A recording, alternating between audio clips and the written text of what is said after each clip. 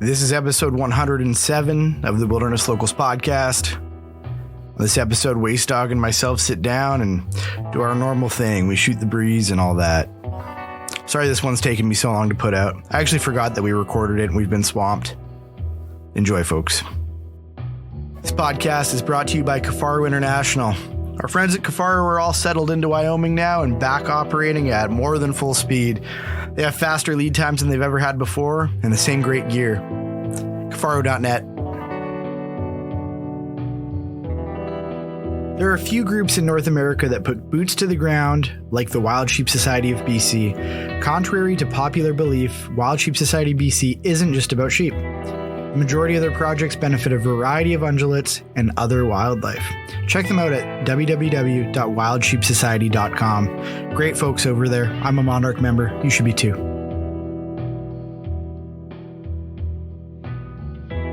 And as always, go check out our friends over at Just Shooting Arrows. Just Shooting Arrows is BC's premier archery shop.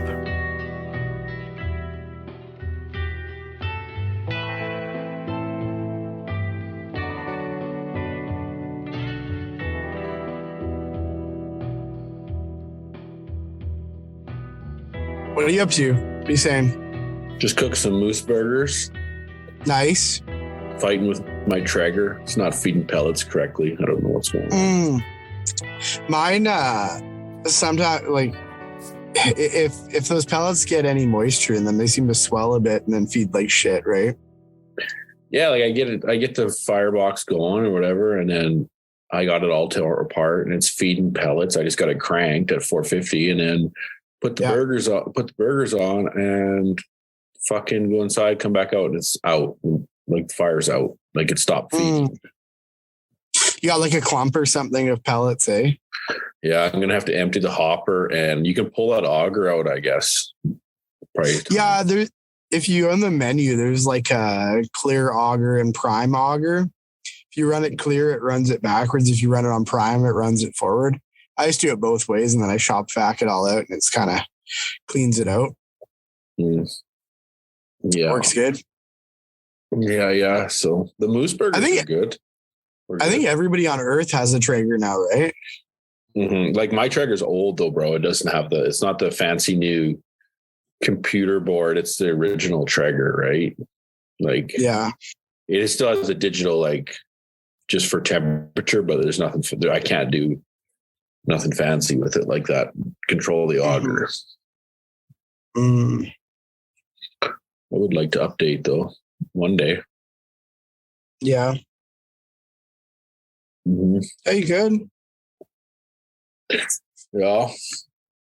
Seems like there's like a million different versions of the same thing now, though, eh? Like every company in the world makes a pellet grill. Yeah, even Cabela's, I think, it has them. Pit Boss or something they're called. Oh yeah, the old Whiskey River. Cabela's makes everything, eh? Like they have their they stick their name on everything. Wind River. I was talking to a guy who was I talking to?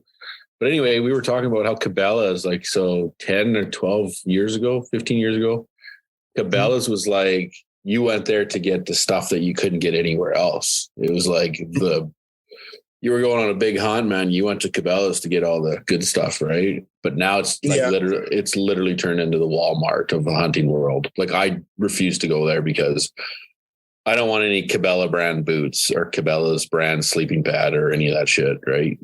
So, yeah. Yeah, it definitely is kind of the Wally world of hunting gear. But I mean, they do carry some good stuff. They carry Sitka. They don't carry any. I think like their rifles and shooting stuff is. I think that's what's carried them, basically. Yeah. I think they were actually one of the only places for a while that still had Swaro SLC binoculars when they stopped making them. They seem to have them forever, and they had them on sale for like a year. I know, like back in the day in Edmonton, there was wholesale sports. Yep. That place was banging. Like you could go in there and buy like anything you wanted. Yeah, we had it. There was one in Langley in the Lower Mainland here, but yeah, no, a buddy of mine worked there too, and it was rad. You could get anything, but they clearly went out of business because, yeah, I don't know why, but yeah, they closed that one. Did you? It's getting super hard to get primers. Have you been able to find any? Have you been looking or? I got like a pretty good stockpile of primers going these days. I seen that in Alberta, the primers were selling for $600 a box. Like a case of 1,000. Yeah, so like 10 leaves of 100, and they're selling for $600. Aren't they normally like $20 for 10 or $20 for 100? Yeah, so normally I think it's like $100, like $115 for a brick, right? Yeah. But now seems like it's just there's no primers to be had, and so it's like everyone's crazy. Just and all the pricks come out of the woodwork and start gouging everybody that does have primers. Yeah, that's not good. But I'm all right. I got 1,000, 1,200 left of large rifle, probably 1,500 small rifle. So whatever. What primers are you shooting? Well, I really like the Winchester LRs. I'm shooting the Magnum large rifle Winchester, and then I have a bunch of those CCI, CCI Magnum, whatever, the super duper consistent ones, but they don't shoot as well out of my 30 Nosler. So my gun's all like Winchester, but yeah. I kind of foreseen this primer shortage happening when powder was starting to become a thing. So I ordered. The only ones I could find were Federal. They're large rifle, but I can't remember what they call them. They're not the match. The match ones are the ones I have. Yeah, so I got 1,000 of those, and I only got a couple leaves of large rifle Winchester left. So beauty. It'll carry, but you know what it's like when you're doing load development, right? It eats up 100 fucking bullets pretty quick. So yeah, I honestly can't believe how fast my load development went on this latest hammer round. I called Steve up on the phone and I was like, "Hey, this is the rifle. This is what I'm doing. What do you think?" And he was like, "Start here, work your way up this increment, yada yada yada." And then, yeah, I don't know. I think maybe 10 or 15 rounds, I pretty well found my load. And then I dicked around with seating depth a little bit, and my group size didn't really change at a resolution that mattered with my ability of shooting. And yeah, from there, I just kind of went out and practiced and proved my load out. And oh shit, she's banging. I mean, it's a 20-inch barrel 30 Nosler, shooting a 197 grain hammer. And well, they call it a 199, but it weighs 197. And like, I mean, I was banging pretty small rocks out to 800, which is way farther than I would ever need to shoot. So that's cool. What else you been up to? Fishing? Dude, fishing for a living, man. I've been fishing my ass off. My buddy Matt is one of the dudes that runs / owns Pacific Angler. And he's a big spay switch 2-handed rod guy. So he's got me on the spay life.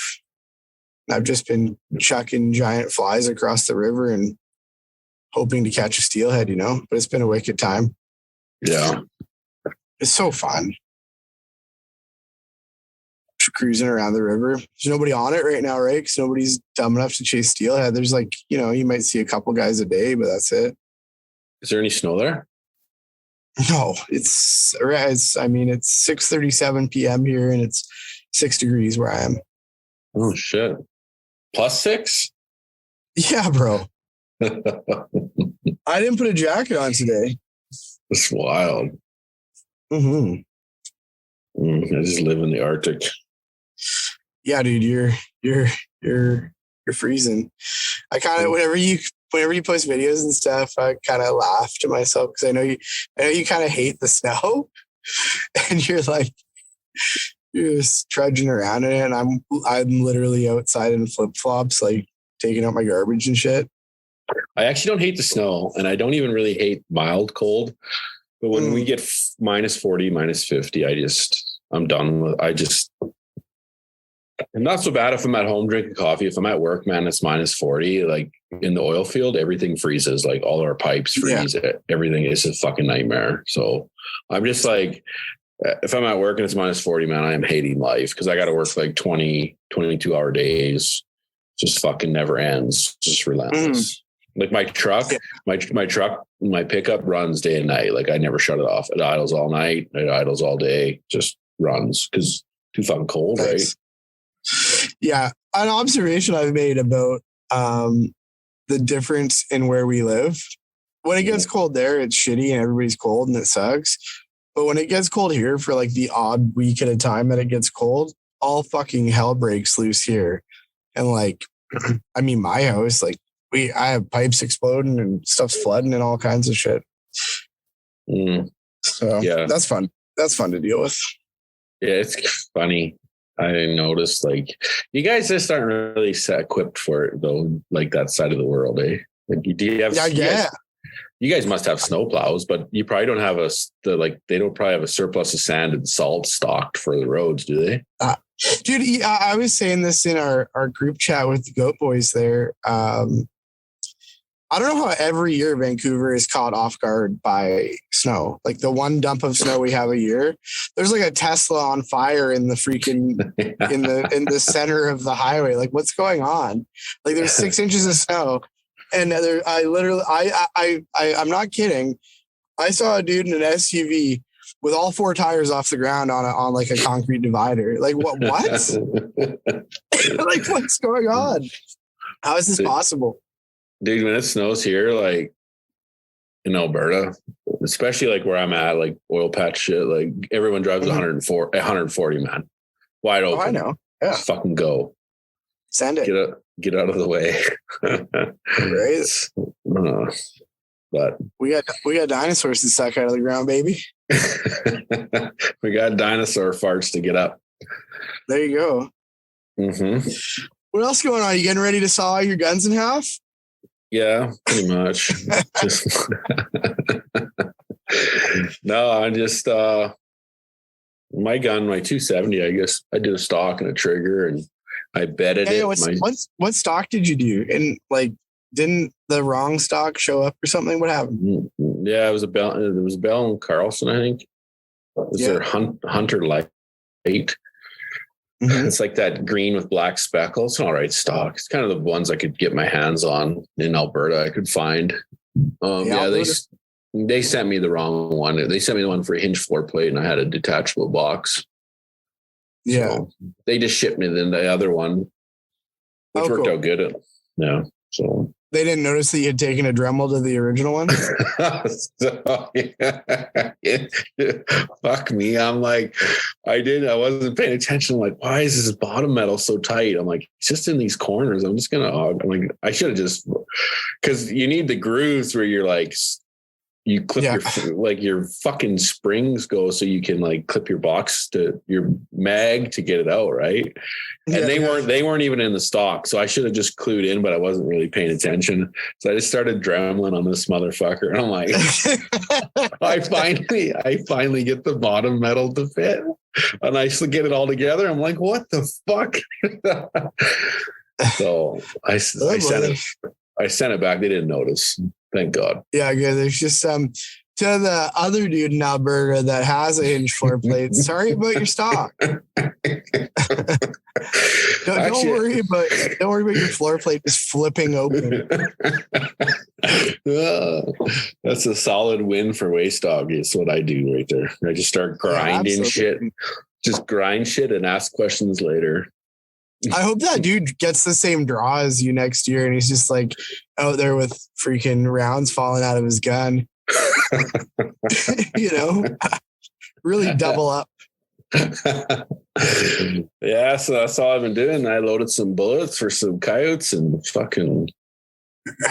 Are you out there chasing Wile E. Coyote or what? No, not too bad. Not really. Shot a handful, but Nice. I've just been busy, kids hockey and work and this and that.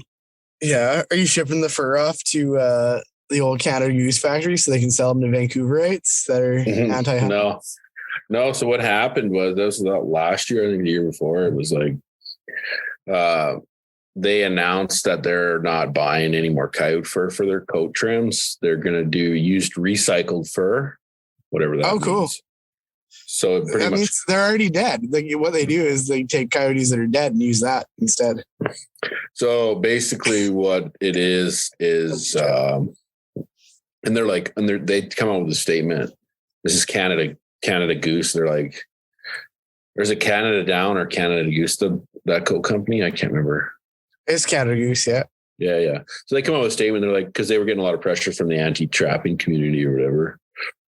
And they're like, oh no, this had nothing to do with what we're doing and blah, blah, blah. And then they like announced, but basically it killed the fur money overnight, right? Like I was getting $100+ for a coyote. Yeah. And now I think they're worth like $20. So, and like people don't understand like something about the trapping stuff is that like farm mink fur is like rules the world, right? Like that's the fur that everyone uses. And so any of the wild fur caught is basically just on the tail end of whatever they need to make up on the wild mink shit. You know what I'm saying? Oh yeah. They farm and like fucking harvest like 10 million wild mink fur in a fucking year or however many. So like, and so a guy like me that's catching 30, 40 coyotes doesn't really matter, right? Yeah. So like where are the people screaming about the farmed mink? Yeah, I don't know. Nobody fucking talks about that. They just go like, after. Are mink not cute? Are they not cute enough? Like, is that bro? I'm talking. What's the problem? You want to see cute too? I used to talk to this guy. He's kind of a weird fucker, but he was from Texas and he had a fur farm, and he had like tigers and all this shit. Because he'd send me cool videos of like tiger. He'd like throw a wild hog in the pen with a tiger, and the tiger. How'd you meet this guy? What kind of freaking Facebook group are you on? You're on there. You got to talk to Tiger King. So this guy, he texts me pictures and shit, videos all the time, wild shit. Like these tigers tearing pigs in half and stuff. And but he's kind of weird. I kind of think he was gay. Like he was trying to hook up with me. Okay, now you're actually describing Tiger King. Now what's going on? I'm not sure, but I had a feeling. But anyway, he fucking he had a fur farm, and they harvested. I want to call them chinchillas. I got to Google this. Do you know what that is? Yeah, a chinchilla is a thing. It's they're cute as fuck, and that's what they would. Is this guy in jail now? And the guy's maybe in jail now and has like a ongoing rivalry with Carol Baskin? Is that some guy? Ringing chinchillas. A bell? Yeah, so chinchillas. Okay. If you ever Googled a picture of a chinchilla, they're cute as fuck, bro. And, but that's what he farmed, and he was doing like 1 million of them a year. And he would explain me like, he's like, oh yeah, we use these electric probes. Like basically they would like have electrified plate or electric rod or something, and they would just zap them to kill them. And then harvest their fur. But people like really harp on the wild fur part of it, but no one ever pays any attention to the farm fur side of things. Really? Eh? It's pretty wild how it goes. What do they do with all the chinchilla meat? Is that how they make dog food? Where does that go? Is that hot dogs? Is that I know, IKEA hot dogs. Yeah. You know what I'm saying? You go there, you get like one of them indestructible rocking chair deals and get yourself a 99-cent hot dog. Chinchilla. Okay, so I just Googled it. In Canada, approximately 1.7 million mink pelts are produced by fur farms annually. Yeah. So no one ever talks about that, but they really like to go after me killing a coyote, you know? Well, I don't know. I'm just so shocked that, the Tiger King.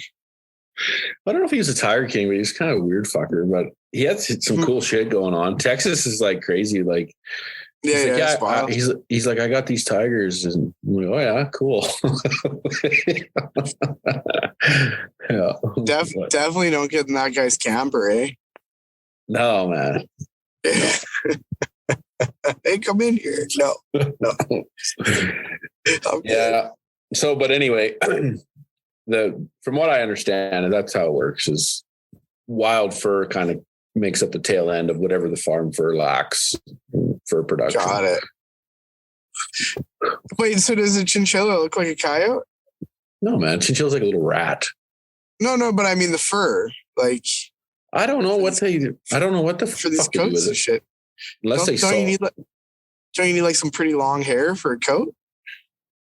Yeah, so like Fur? what Canada Goose would do.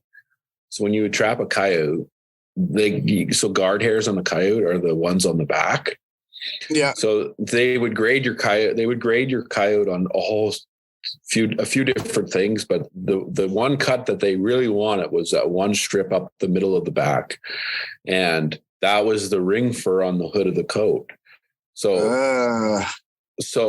the Alberta and Saskatchewan coyotes were the most sought after by Canada Goose because we had the body size and the length. So they could do whole hoods with one coyote cut. And in a men's small, which is the average Canada Goose wearer in Vancouver. There you go.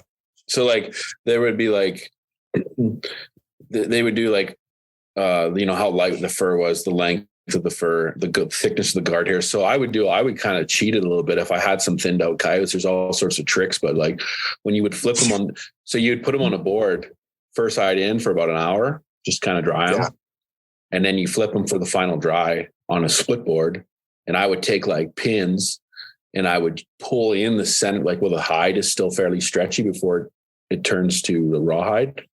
I would put pins in and kind of just to put a little fold in the center of that back and make them guard hairs really pop up.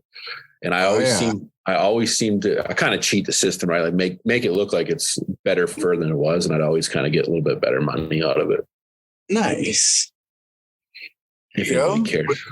Yeah. Wacey screwing Canada Goose. I like it. But they're not taking fur anymore, I don't think. Yeah, but now all these, but I mean, it's funny. All these yuppies are downtown eating their, I don't know, tofu coffee or whatever with their freaking coyotes rubbing on their face. They have no idea. Mm-hmm. It is a beautiful fur, but it just makes I would never wear a coat like that. It makes my skin crawl just because I fucking smell them things when I skin them. Yeah, no, they're not cool. That was funny. Like when I was shooting those wolves on the goat hunt, not last year, the year before, I was trying to convince you to like skin some out with me. And you're like, dude, no. It's disgusting. I'm like, come on. You're like, we can pack one out at the end of the trip if you want. I'm like, really? Like, those are so gross. I never handled them, right? Oh, wolves. You'll see pictures on Instagram of guys that'll have a wolf over their shoulder or they'll be bear hugging it, and it just makes my fucking skin crawl. They all have fleas and shit, eh? Yeah. 98, 99% of them, yeah. I know like 100% of coyotes I kill have fleas. Yeah. On the February goat hunt I went on with Ed and the whole boys there, Tommy jumped out of the truck. Ed had slid his truck down this. It's actually pretty wild. There's this one hill that turned out to be sheer ice, and Ed went down first because we other guys all had trailers on for sleds and stuff. Ed goes down this hill in his diesel, and we saw the taillights disappear, and then we saw the headlights facing us, and we saw him go over the edge, right? We're like, oh shit, there goes Ed. We all had VHFs, and he clicks the radio. I'm in the ditch, boys. Hang on, And so Tommy hops out and immediately steps in like a heaping pile of wolf shit. Yeah. Like giant pile of wolf shit. Whatever, we get Ed all back up on the road and stuff, get him going. We all get down the hill safe. Tommy hops back in my truck as we're getting off the FSR. I'm like, what the fuck is that smell, bro? So I don't know. I just smelling it now too. I'm like, this smells like death. I swear to God, that truck stunk until I sold it. I could not get that smell out of the floor. That's fucking bad. So the wolves roll in it, eh? They'll piss and shit, and they roll in their own shit. But like when I would do them, What I started doing when I first started is I would take a big like contractor bag and I'd basically just slide it up over a coyote, and then I would just like conk inside the bag, like fumigate the fucking thing. Oh yeah. And then some of the old boys, what they would do is they'll take Vaseline, they put it around their wrist. So when the fleas would crawl, they get caught in the Vaseline, and they don't crawl up their arms. And then towards the end, I got good enough.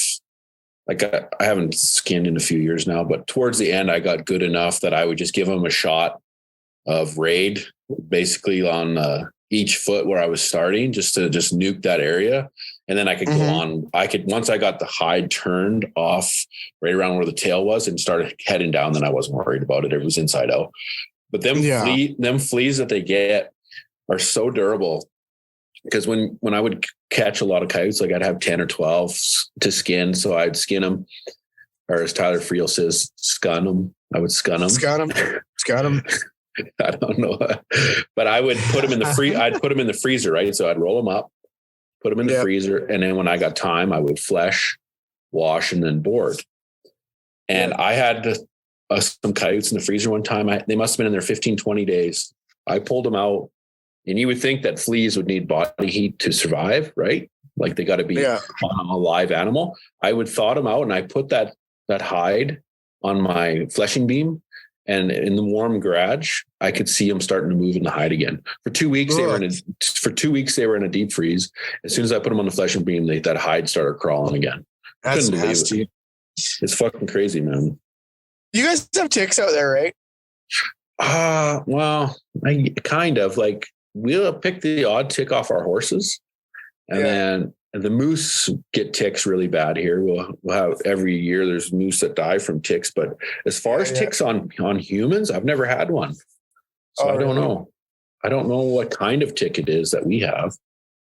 Yeah, I don't know. We had ticks quite bad here in like all the kind of grassy rolling mule deer type of country. We get pretty bad ticks, but it seems like by the time we're hunting, they're mostly dead.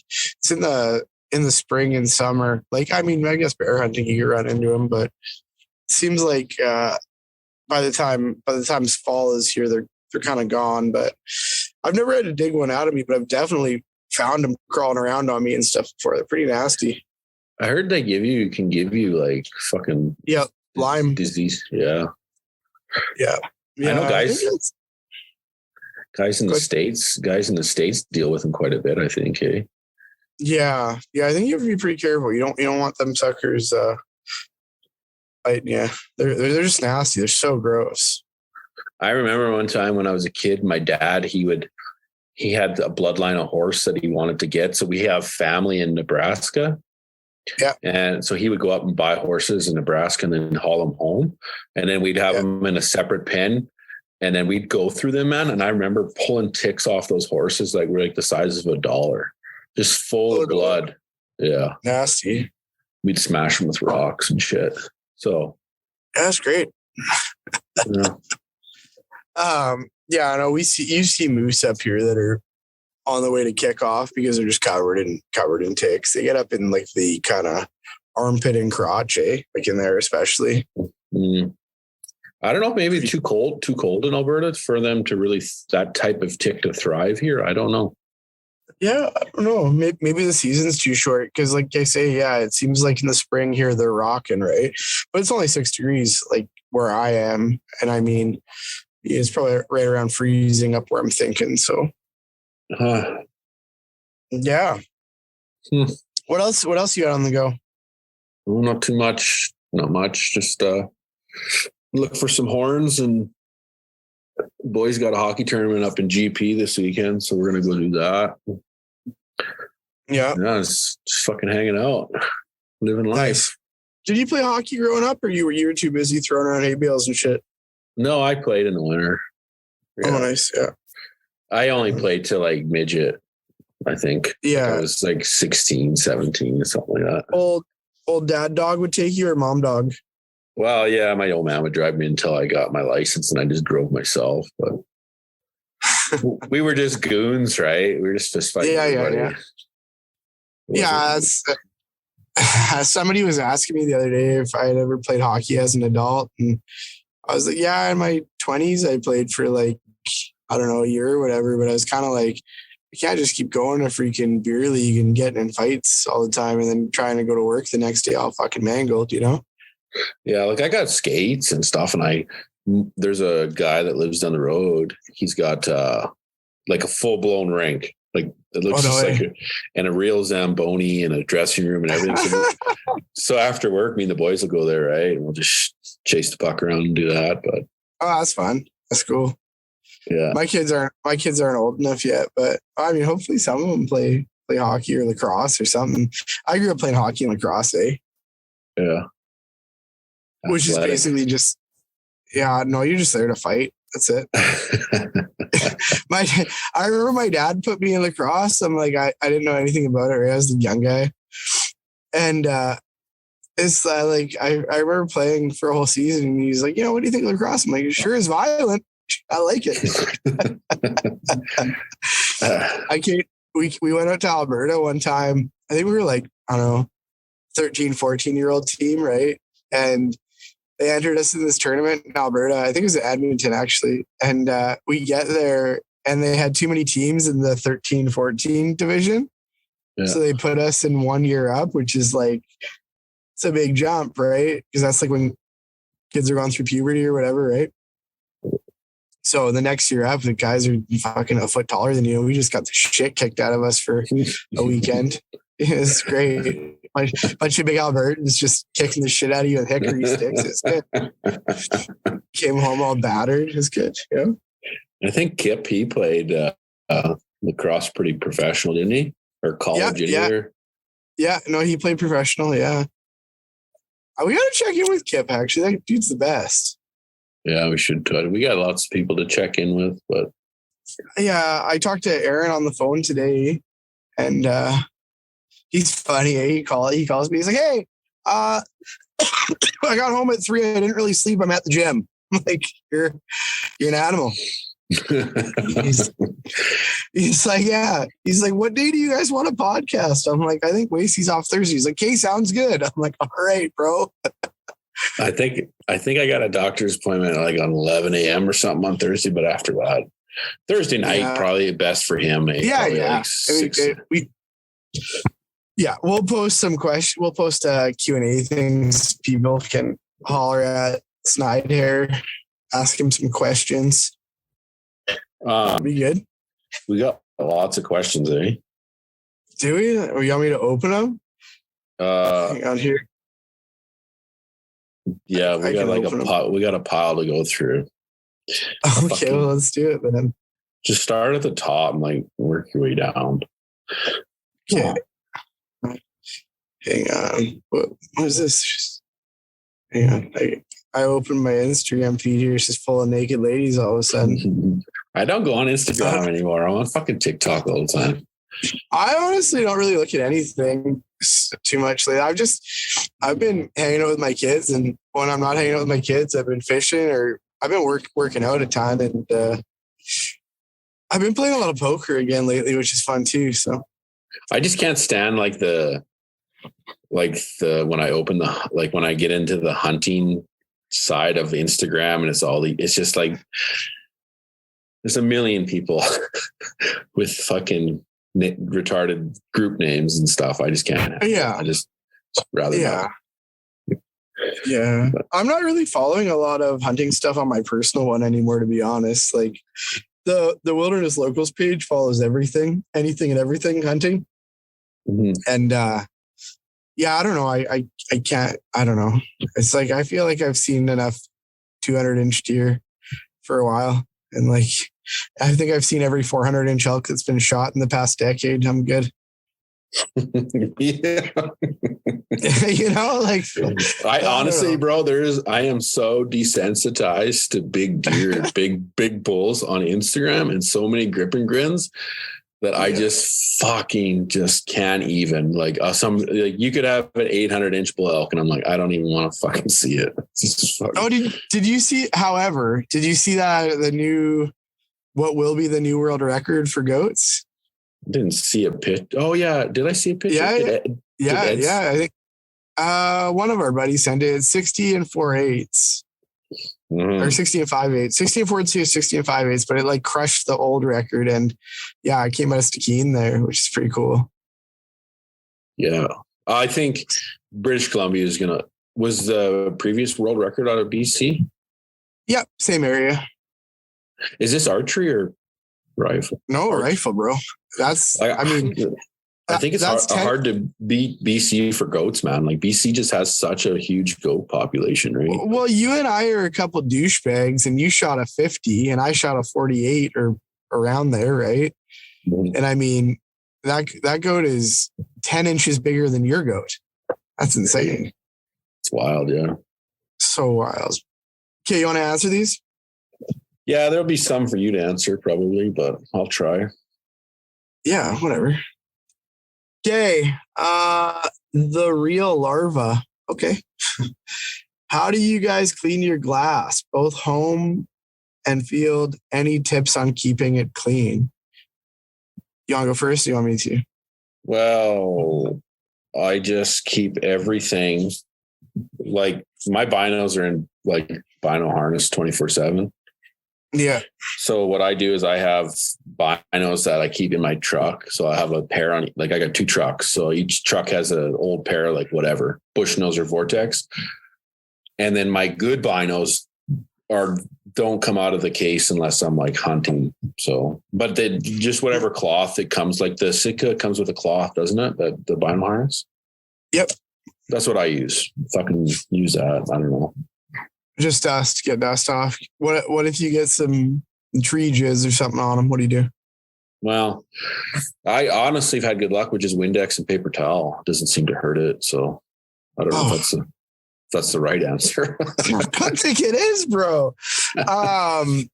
Okay, so I think you hit the nail on the head with protecting the glass in the first place. So like spotter keep the covers on the lenses when you can, unless you're using it, keep the lenses on, make sure they go with it.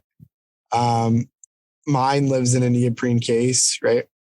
Mm-hmm. And then for binoculars, with a harness, there's some harnesses that are open to the sides, which will allow crap to get in there. I don't particularly like that harness in thick timber. For example, the FHF one lets a lot of stuff in, whereas the Sitka, or marsupial gear one is pretty sealed up, so you can't get a lot of junk in there, which is nice.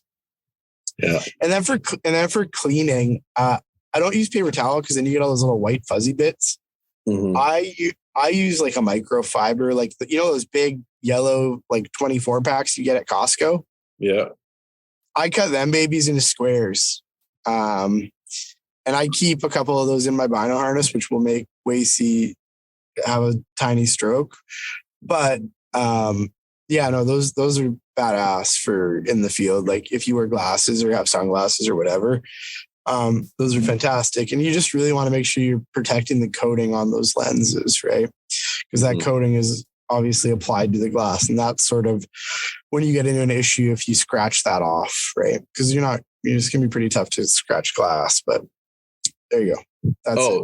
So quickly, I don't want to before we get off this. So I got that Kawa spotter. I sold my Swarovski.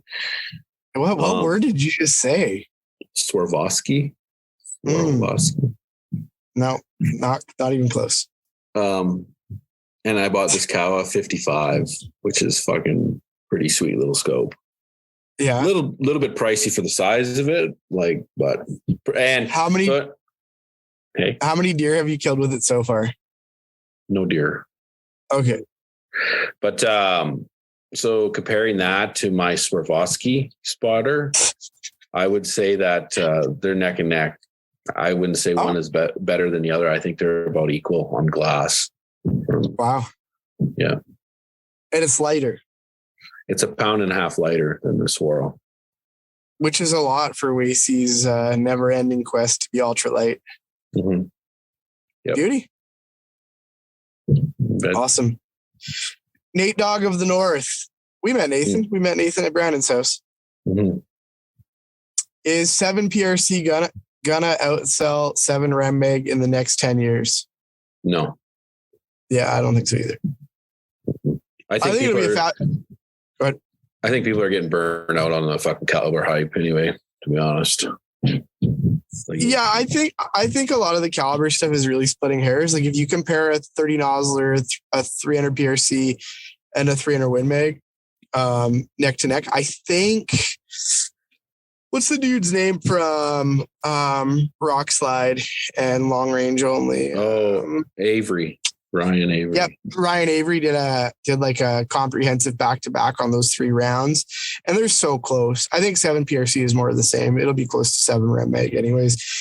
And we know dudes, you and I both know dudes that shoot 7 Rem Mag very well and are getting crazy velocities out of it, and there's no lack of performance there anyways, and you can shoot heavy for caliber bullets out of it, providing it's chambered correctly. So you can never tell what caliber when it comes out, what it's going to do, if it's going to blow it. I know why he would say that, because I know that 7 PRC dropped like 2 months ago, and it's just been hype, right? Like hype. Everyone's just hype. It's hard to say. We'll look back in 5 years from now and be like, hey, yeah, maybe it did outsell it, but I just can't see it, man. That 7 Rem Mag's got a fucking foothold for the last, 50 years or whatever it is. So yeah, and it's a great cartridge too.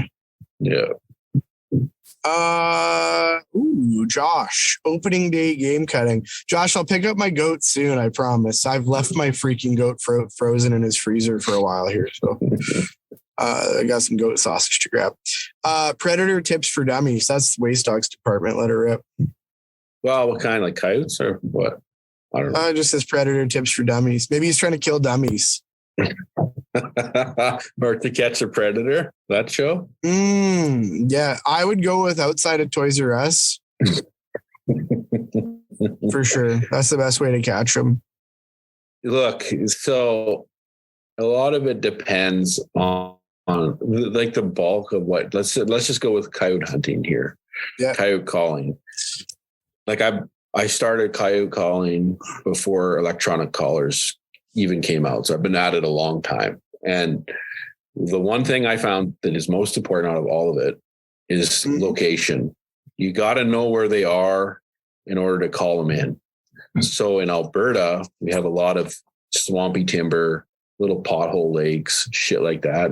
That's all stuff that holds lots of rabbits. And that's all stuff I would target and go in and just call. And as far as sounds and stuff, I mean, it depends on your area. I know Southern Alberta, like for the Fox Pro, Lightning Jack works really well. Up here, Cottontail is kind of our go-to up here, but we also do a lot of howling and stuff too. So I don't know how, I wish there was just more of a question there. It's just like, if you can find where they are, find where they're hunting or living, and then just go off of that. Find out what they're killing and eating, if it's fawns that they're targeting, who knows? I don't know. Yeah. There you go.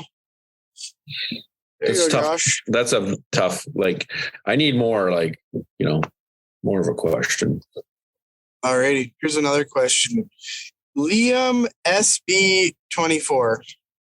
Thoughts on 280 Remington? Also, how about a reloading podcast? Well, the 280 Remington is the daddy of the 280 AI, right? So yeah, I think just going to say, I don't understand why you would go 280 Remington and not just go 280 Ackley improved. So the 280 Remington has been out forever. Like how long is that? I got to Google that. I don't know, forever and ever. It never did get the foothold that it wanted, because I think it had gotten a reputation sometime in the past of being a barrel burner. I don't know why. I don't think it was a barrel burner, but maybe it was to some people. Yeah. I think 7 Rem Mag kind of knocked it off immediately too, though, right? Yeah. Because it was like it was the same projectile, but moving a lot quicker. So like the 280 Remington's been around forever and ever and ever. So it says here what the fuck, 1957. So same age as you, Race. Yeah. So it's been around forever. I would honestly, just like Tyler said, I wouldn't even dick with that. I'd just go 280i, get a little more powder capacity in that case. And I think the only reason anybody's even talking about the 280 right now is because the 280 AI is getting a lot of hype right now. It is a really, you had one, you could speak to it more than me, but yeah, phenomenal cartridge. Very similar ballistically to a 7 SOM. And you can fit one more in the magazine usually, and it feeds perfectly. So no drama for your mama. And to answer the How About a Reloading podcast, there is a million good places to get that info now. Joseph Von Benedict's podcast, follow Pap Wink. There's a lot of guys doing it that are doing it better than we ever possibly could. Yeah, Ron Spomer, all those guys. Oh yeah, so good. But like, here's the thing: like, I know how to reload. I know how to reload good enough for me. But them guys can ramble cartridges, powders, primers, burn rates, fucking barrel twists. They can ramble that all off the top of their head, and I need to Google half of the shit just so I can talk about it. So yeah. No, and we're probably not. Yeah, and Ron Spomer and Joseph Von Benedict both wear cool leather hats, so that they get bonus points for leather hats. So there you go. Yeah. Chuck Peeling, one of my favorite humans. Trail cams, are any brands reliable? This is Tyler's tech department. I will tell you, with any electronics that live outdoors that are not shielded from the elements, like a trail cam, they're generally going to fail at some point. In terms of cameras for me, and I think everybody knows that I run about 1 million trail cams right now. I generally have, anywhere from 30 to 40 out at a time. Stealth cam has done well for me. Spy Point has worked like shit for me. Like some of those Cabela's brand cameras are not bad. The Browning cameras seem to hold up really well. I've had a few Browning cameras in the same spot for 4 or 5 plus years running continuously, and just do a battery swap and a cart swap once in a while, and I'm rocking. Mm-hmm. Yeah. What about you, Ace? You run cameras? Fuck, dude. So back in the day, before this, like what everyone sees as a trail camera now, we used to have boxes with actual cameras in them. So we had wind-up cameras that were in a box, and then we had cameras that were like a Sony digital camera. I don't know if you remember those, the little Sony silver digital ones. So I had some, they were called tree bark cameras, I think. And they had them, so this is like, so now to where we are now with these cameras, they've come a long ways. And like, so I've had good luck with cutty back. The best picture quality I ever had was with cutty backs. And one of the things to stay away from too, I found, was if you don't have a blackout on the IR, it spooks the deer. And I would run flash camera. When I would run flash cameras, it would like blind the deer and it wouldn't spook them as bad. So either flash cameras or blackout IR. Do not go with open face IR without a blackout, because you will fucking spook a deer. And so right now, my cameras, I'm having pretty good luck with stealth cams. I have a couple of those Tacticams, cell cams. Yep. Which I dig those fucking things. They work anywhere. Their antenna system's a little shit. I've been having issues with it breaking off from bears eating it.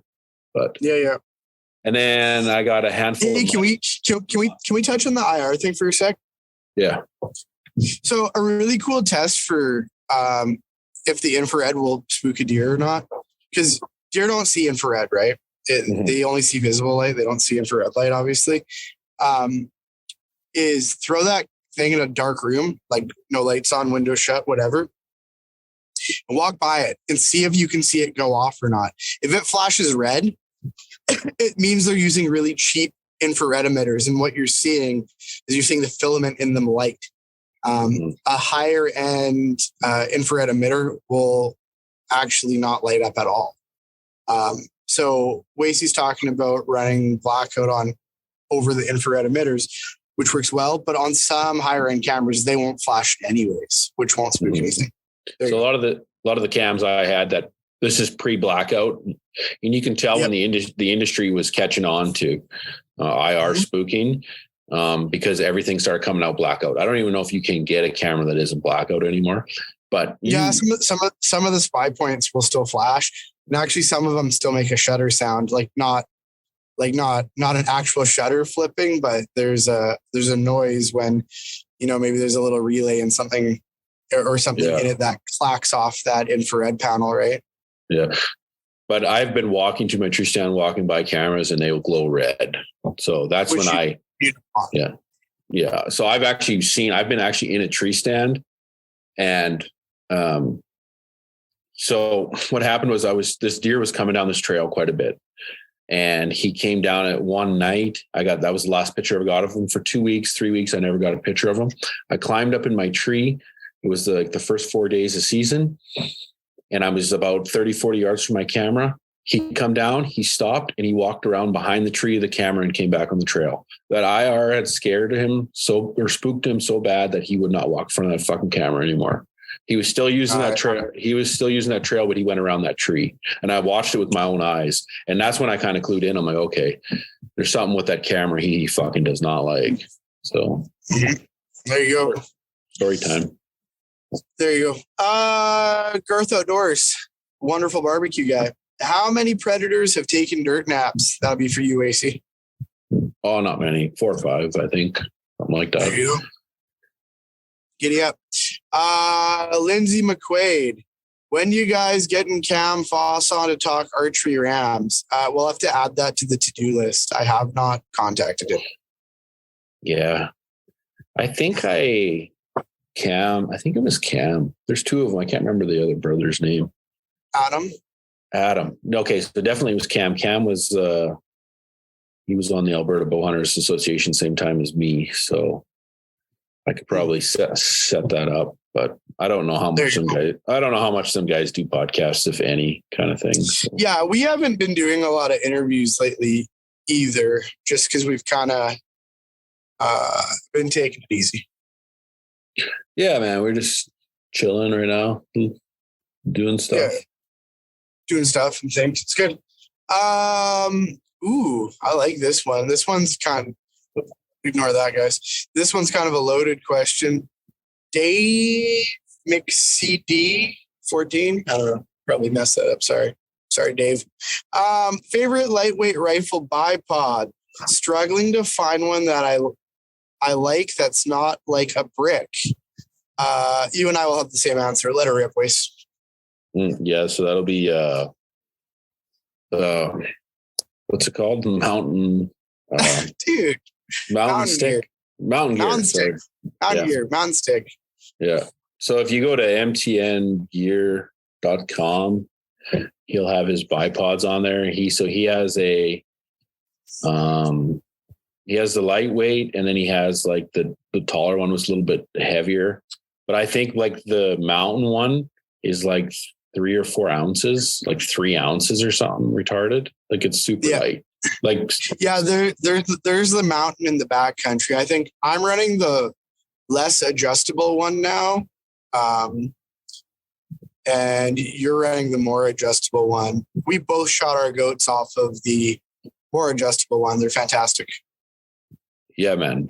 You don't even know. It's so light. It's freaking creepy how light that thing is. Like, yeah, I thought it was going to explode, but they've held up. So that's cool. Yeah, they held up really well. Greg Rensmag.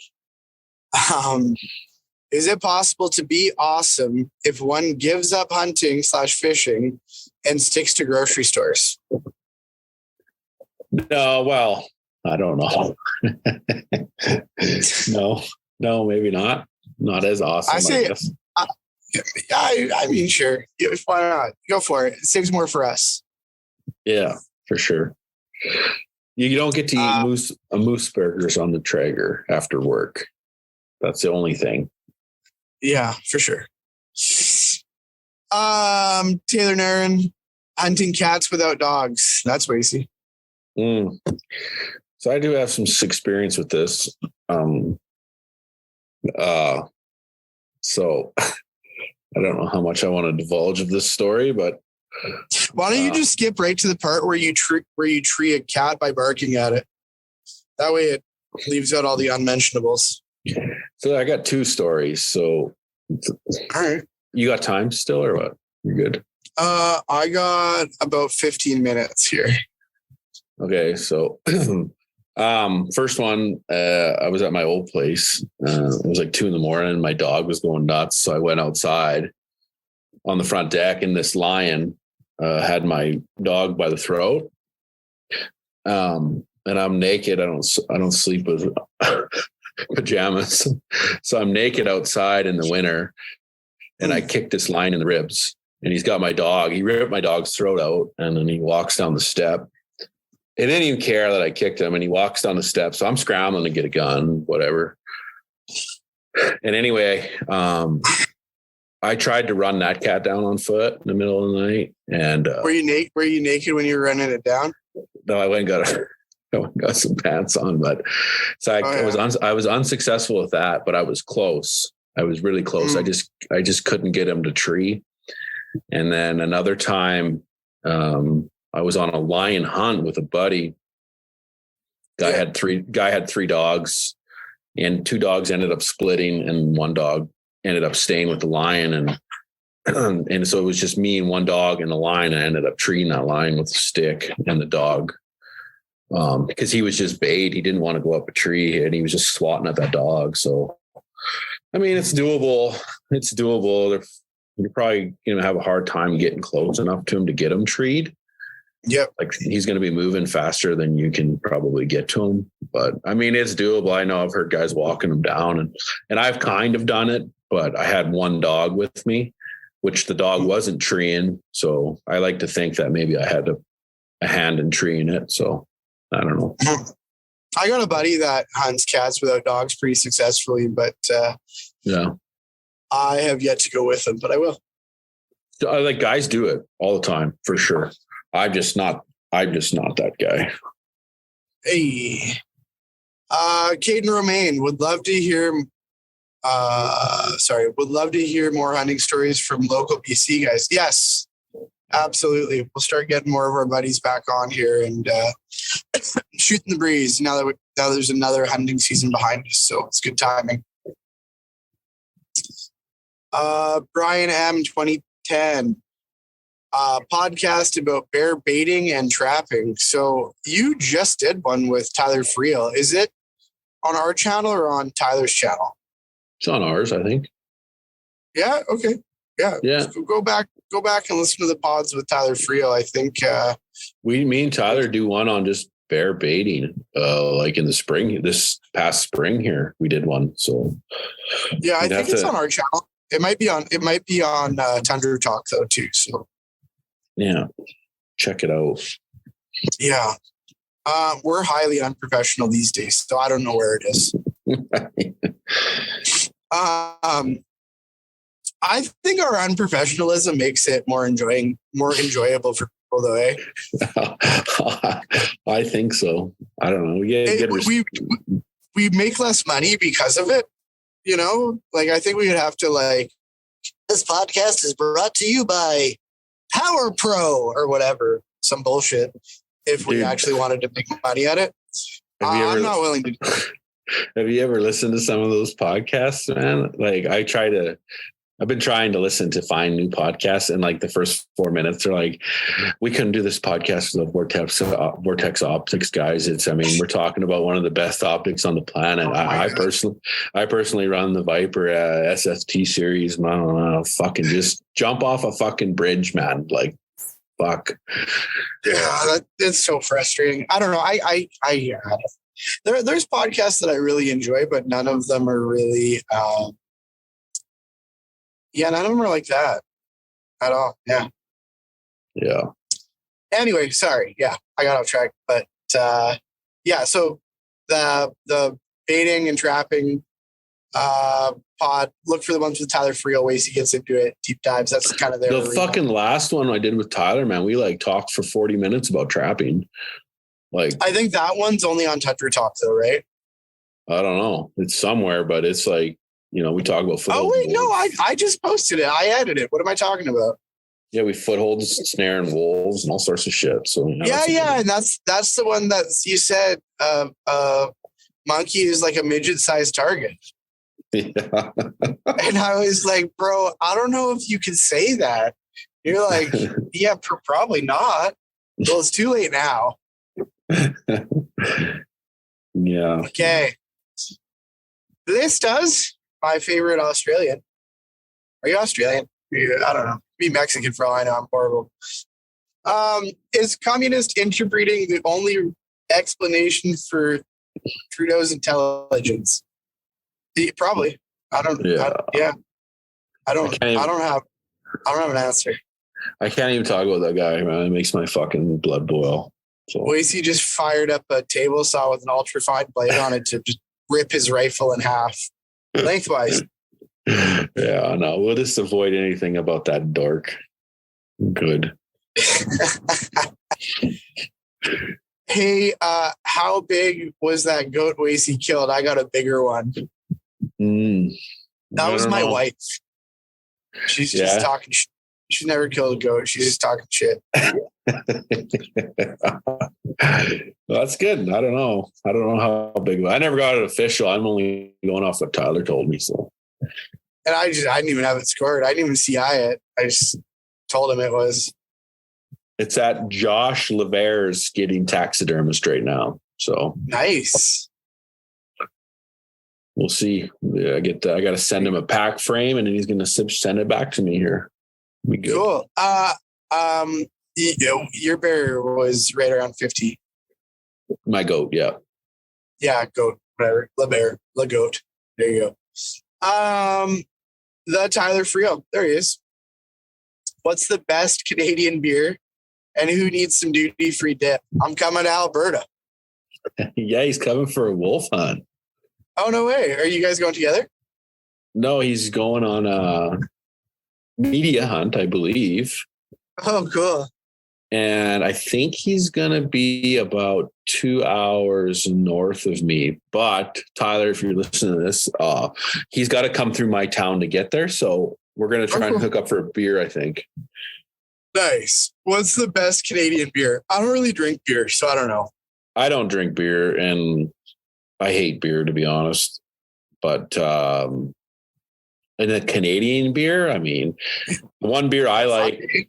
If he comes to my house, Tyler, I got a beer. It's called the fucking Grasshopper Brewery, and it's in Alberta, I think. What is this like a microbrewery? I don't know. Are you pitching hipster beer? Yeah. What's going on here? But I will drink one or two of those. I can't. I shotgun 12 Molson Canadian one time and almost shit my pants. So I think you're supposed to say like Molson's or something like that when you say Canadian beer, right? Yeah, no, that's all trash in my opinion. But yeah, I got some good beer here. There you go. Show up for a Corona at Waste Dog's house. There you go. What does that say? SDP 12. Tips for spot and stock. He names the unit here. Yeah, maybe don't say it. Yeah. Do you know what unit it is? Do you want to say, or do I just DM this guy? Why do you just DM this guy? No, hold on. I got it pulled up here. Yeah, but then people are gonna look at his Instagram and see where he's hiding. Oh yeah. Okay, so it depends what you're hunting. And as far as tips for spotting and stalking in that area, I think I know where he's talking about. That's pretty wide open shit. Is that Southern Alberta? Yeah, but it's more the mountain stuff, like in the west. Yeah, foothills kind of stuff. Yeah. So I mean, yeah, or where we were was that one of those units as well, I do believe. Man, I don't know. Like, how do I answer that? What's the best? I think the answer is spend twice as much time on the glass as you think you need to. Yeah, bro. Like, I wouldn't, like, if you don't think you can close the distance, like if you don't think you can get into within range or whatever weapon you're using, I would wait for it to get up, move and rebed or something. Cause you're in that kind of country, you're just not, it's too open and you're just not going to get it. Right. And them deer, if we're talking about mule deer here, I don't know, but they're so keyed up. They're bedding. You got time though. You got time. I think that was our big takeaway from that kind of country was take your time, watch them, let them bed in a position that you can kill them, wait for them to fuck up. Yeah. Yeah. Basically tough hunting. We talked about this 984 times, I think, since then. It was 3 years ago now. Yeah.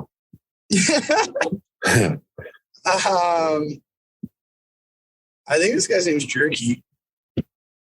The direction the government is taking hunting in this province, I assume he means BC, buying tags from First Nations soon.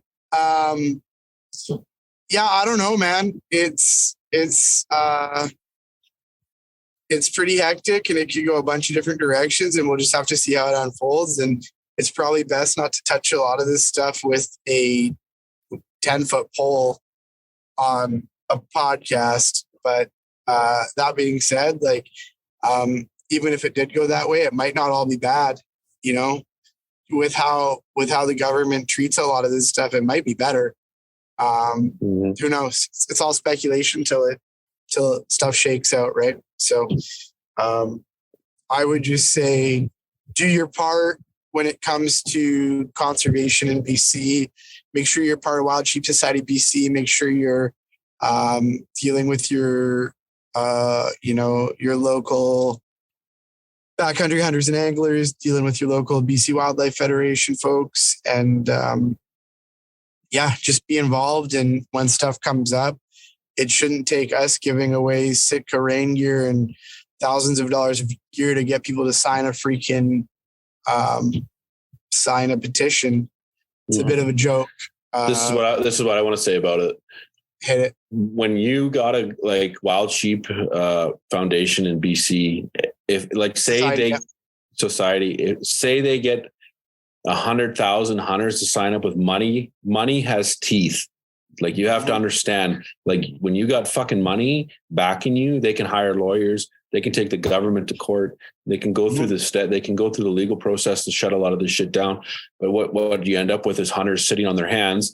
All this shit passes through. You guys lose your hunting rights and all your fucking game. Your tags go to the side. And then you guys go, oh, well, this isn't fair. Yeah. Well, you guys sit on your wallets. You can't even fork out $20 or fucking be bothered to, like Tyler said, we got to give away $1,500 set of rain gear to get somebody to sign a fucking petition.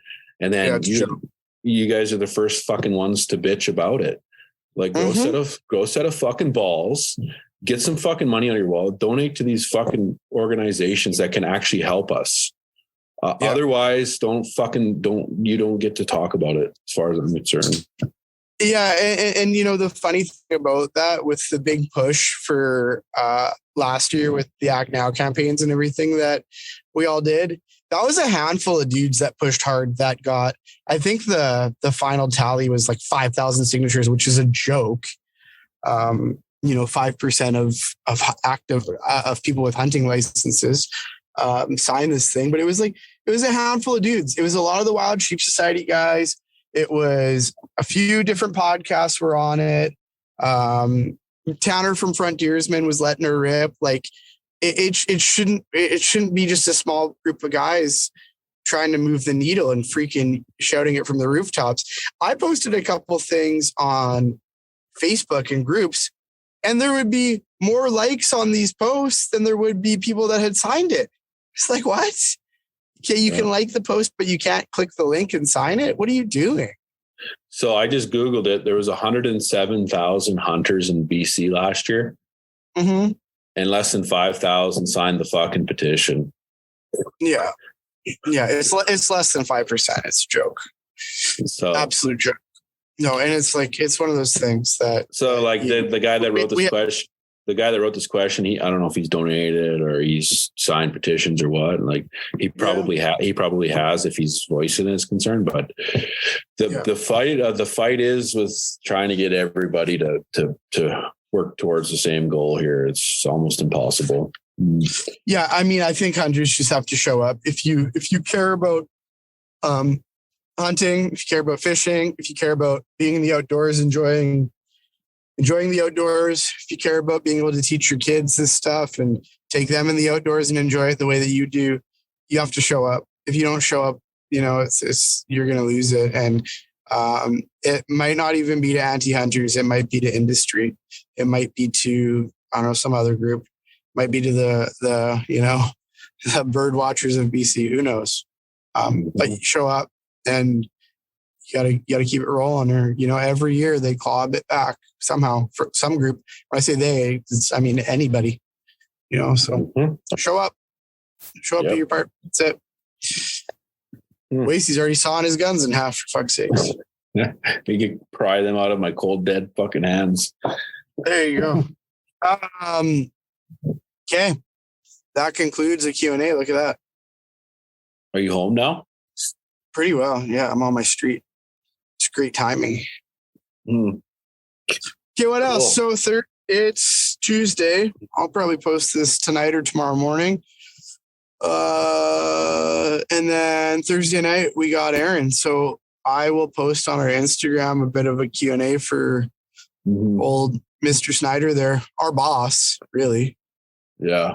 He fucking Aaron owns the podcast 100%. He signs the checks. And to date, we've made about $0 off the podcast, so we're crushing the game. Oh, that's not entirely true because we've got some pretty skookum gear that we're rocking. Oh yeah, that is true. That is true. Yeah. So basically, we're bought and paid for, and everything we say is a lie. Is what I'm trying to tell you guys. Don't listen to nothing Wacey says. Okay. Yeah. So Thursday will be Snyder, and then Tyler's going to work really hard at getting some BC hunters on to talk. I am. Yeah. Do we want Alberta hunters? There's an old guy I want to get on, but he lives in the city, and I got to track him down. He's half deaf. Why don't you try to find the gay guy with the tigers that wants you to go in his camper, drink Sambuca and look at his fur? Yeah, we could. That would be a great podcast for you. The Texas Tiger King, because the real Tiger King, I think, was Oklahoma, was he not? I don't think it matters where they are as long as they're somewhere down south and they can have pet tigers and fucking wear collars and weird shit that they do. I think we need to free the Tiger King. So you want to make that like a goal for you? Yeah, I'd like to donate to that. If my money could go towards that cause. Well, how about when you saw your guns in half and then you sell them as collectibles, you take that money and donate it to freeing the Tiger King? I would do that. That's a good call. This is why we can't have sponsors. I think is probably what the deal is. Yeah. No, there you go. Fun. It's fun anyway. I like it. No, it's good. We've met lots of cool people and we've had a good time. Mm-hmm. How long was this? I don't know. Do you want me to play outro music or no? I don't give a fuck. Whatever. Okay. Wacey doesn't give a fuck, so we're out. All right. Goodbye. Later.